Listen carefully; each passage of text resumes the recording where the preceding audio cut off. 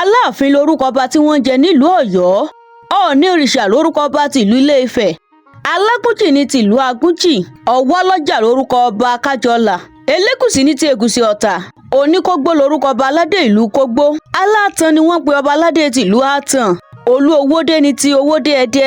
Ọ̀rọ̀ta lorúkọ ọba aládé tìlú Odò Ọwá. Olóòlà ní tìlú Ìlárá. Onítélé lorúkọ ọba aládé ìlú Télé Àwórì. Ọwálé Àdìmúlà ní tìlú Ìkàrẹ́ Àkókó. Ọlọ́jọ́ ní orúkọ ọba aládé tìlú Ọ̀jọ́. Olú ní tìlú Ìdàn. Onílògbò lorúkọ ọba aládé Ìlógbò Erémi. Olúróyè ní tìrókò Èkìtì. Onígbòho lorúkọ ọba aládé tìlú Ìgbòho. Ògògà ní orúkọ ọba aládé Ìkẹ́rẹ́ Èkìtì. Ọlọ́bà ní orúkọ ọba aládé tìlú Ọ̀bà Àkókó. Ògbólú ní tìta Ògbólú.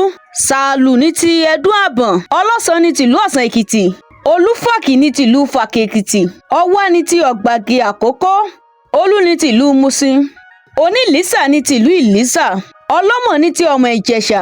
Àbòrò ní tìlú Ìbèṣè. Onímẹ̀dù ní tìlú Ìmẹ̀dù Ìbẹ̀jú Lẹ́kí. Alájàwá ní tìlú Àjàwá.